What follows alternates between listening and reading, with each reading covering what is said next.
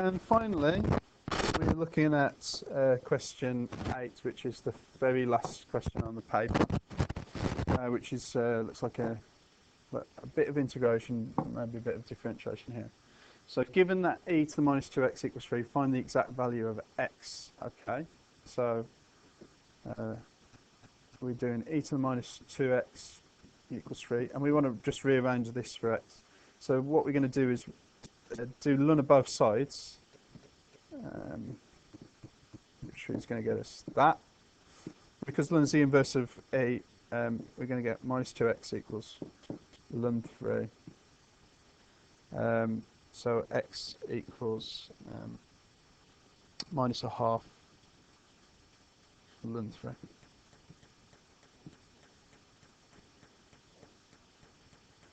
Okay. Now use integration by parts to find x e to the minus 2x. Okay, so let's do that. Is that part B? Yeah. We're doing the integration of x e to the minus 2x dx over here. No, just an indefinite integral. And then this is a function multiplied by another function, so we're going to do integration by parts. And integration by parts looks like this.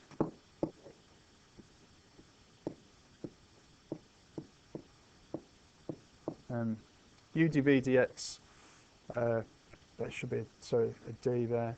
The integration of u dv dx equals uv minus the integration of v du dx. So we have to be careful what we pick to be u and v for this. Now the best thing to do is pick u to be x, because when we differentiate it, because we're going to have to differentiate to put it in the integration by parts here, when we differentiate x we get 1, and that's going to help us out. I'm going to pick dv dx to be e to the minus 2x, and so when I integrate that I'm going to get e to the minus 2x, and it's going to have a coefficient in front of it of minus a half, because when I differentiate this I'm going to bring that minus 2 down, and that's what I'm going to end up with there. I'm going to end up with e to the minus 2x. So these are the things that I'm going to be putting into my integration by parts formula. Okay, so let's do it. We wanted to integrate x e to the minus 2x. Yeah, dx. And so that's going to be equal to uv, so that's minus 1/2 x e to the minus 2x minus the integration of v du dx. Well, du dx is just 1, so it's just the integration of minus 1/2 e to the minus 2x dx, which is a lot easier than the integration we had to start with. So this thing we were trying to work out here is now the same as minus 1/2 x e to the minus 2x. I'm going to take this coefficient out, so this is going to be plus 1/2 the integration of e to the minus 2x dx. This, and so when I do the integration of this, it's not such a bad thing to do. I've already done the integration of it once over here to get this over here, so I know what the integration of it is. So it's going to be plus 1/2. The integration of this is going to be minus 1/2 e to the minus 2x. And this has got a plus c on the end.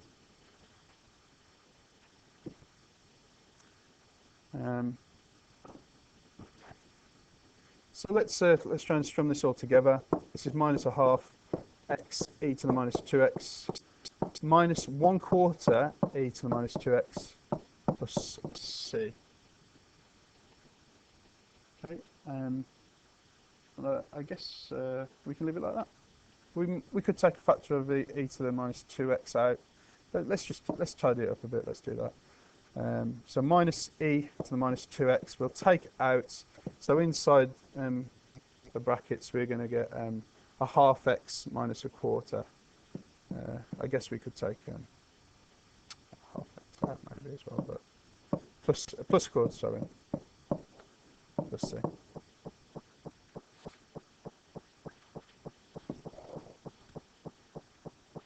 Okay, and so that's the integration. So now we're on to the next bit. A curve has this equation here. Find the exact values of the coordinates of the stationary point of the curve. So stationary points, if you remember, it's going to be where the gradient is 0. So what we're going to do with this is we're going to differentiate it, and we're going to then put the differentiation equal to 0 and solve it so that we can find the coordinates of the stationary points. So let's have a go at this part, C part I.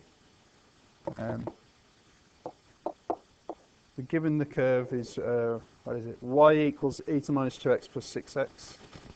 Y equals e to the minus 2x plus 6x, and we want to find the coordinates of the stationary point. This is the stationary point of that. So let's differentiate it.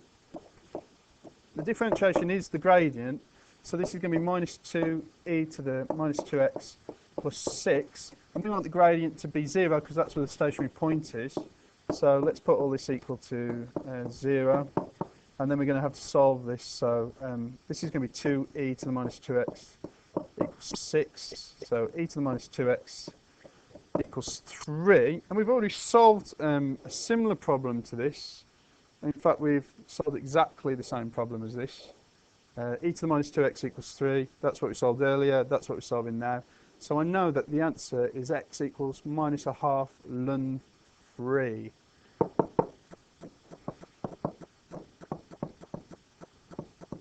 And that is going to be the x-coordinate of the stationary point. Now, to find the y-coordinate of the stationary point, I'm just going to sub x back into here. So to find the y-coordinate, this is the x-coordinate. This is good. We want the y-coordinate now. So the y-coordinate is now going to be e to the minus 2 minus a half ln 3 plus 6 times this. So this is minus. But let's just write it like this: minus a half ln 3, and then we'll tidy it up now.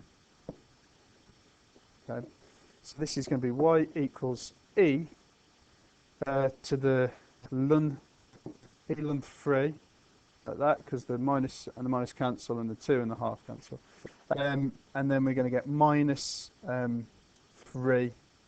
ln 3. So the e and the ln are going to cancel here, so we're going to get y equals 3 minus 3 ln 3, or minus ln 9, so minus 3 ln 3. So the coordinates of the stationary point where the gradient was 0,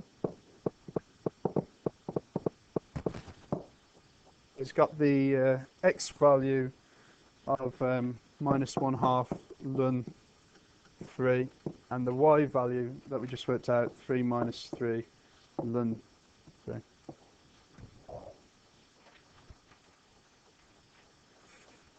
Okay. Come back up, see what the next question is. Determine the nature of the stationary point. So this is saying, is this a maximum or a minimum? We do this by differentiating the second time and seeing what the value of the second differentiation is at that x value. And if it's positive, if it's above 0, then it's going to be a minimum. And if it's below 0, it's going to be a maximum. So we're trying to differentiate this. This. For a second time. So this was the first differentiation. We're going to differentiate a second time. So this is now 4. This is now 8 C pot 2. So we started off with y equals e to the minus 2x plus 6x, and we differentiated it once already, and to get minus 2 e to the minus 2x plus 6. We need the second differentiation to find the nature of the stationary point. So the second differentiation is going to be 4 because the power comes down, 4e to the minus 2x. And we want the value when x equals minus a half ln 3. So when x equals minus a half ln 3, we're going to put into that, so the d2y dx equals 4e to the minus 2 minus 1/2 ln 3. I think we've already done something similar to this, but it's going to be 4. Minuses are going to cancel, the 2 is going to cancel again, so this is 4e to the ln 3. And the e and the ln obviously cancel, so we just get 4 times 3, which is 12. So the second differentiation is 12. 12 is greater than 0, therefore stationary point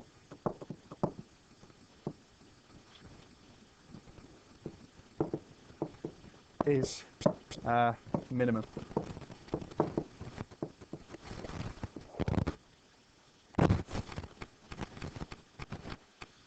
And then we come to the very, very final part of the paper. The region R is bounded by the curve e minus 2x plus 6x, the x-axis, and the lines x equals 0 and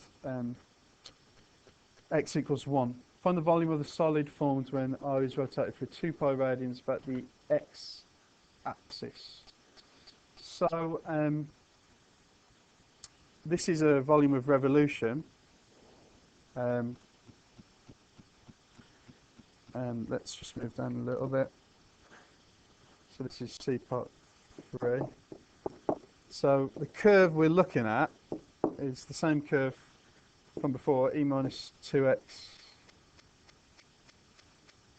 plus 6x.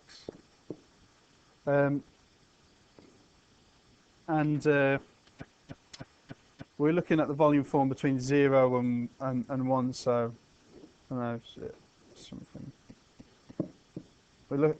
Imagine this curve has been rotated through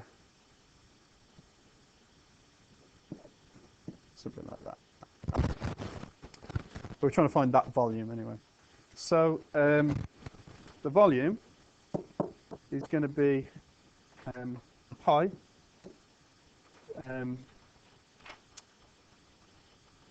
multiplied by the integration of y squared between 0 and 1.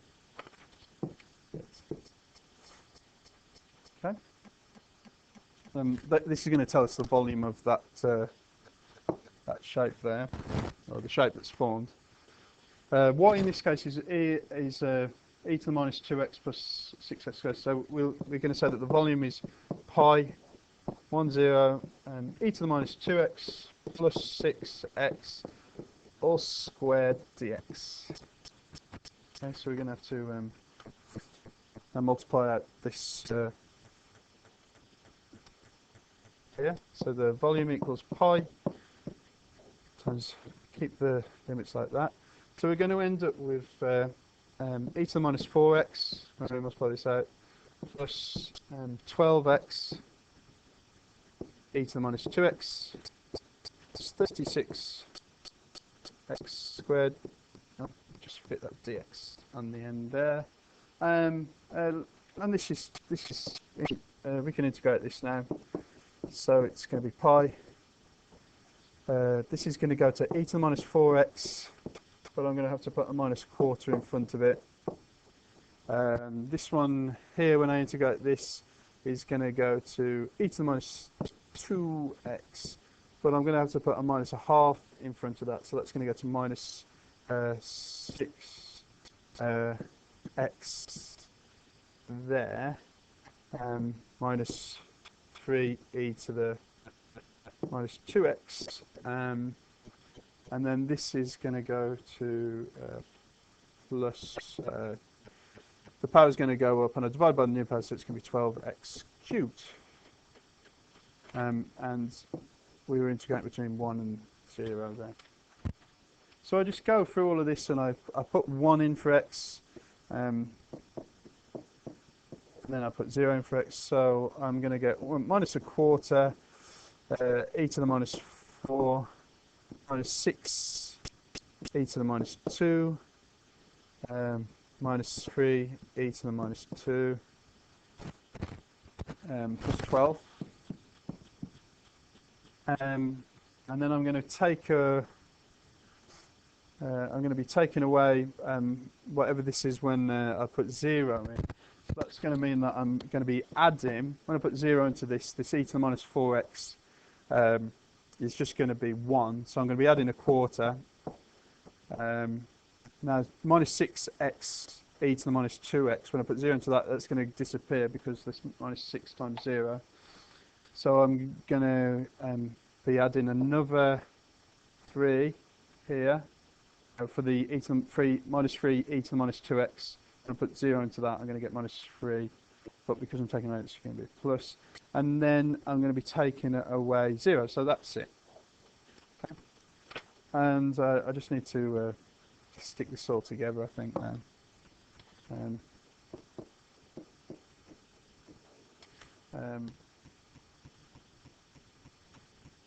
Yeah, so I'm going to get minus 1 quarter e to the minus 4.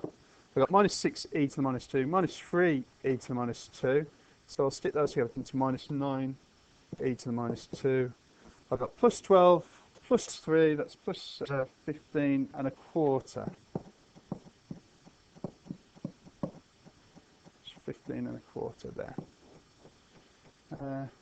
And I think that's as good as we're getting. So that's the volume of the... why do I have to write this? Let's have a look. Giving you an answer to 3 significant figures. So we're going to whack this in a calculator now, all these e values and the pi, and should come out with 44.1 to 3 significant figures. So that's the volume of the shape forms when we rotate it.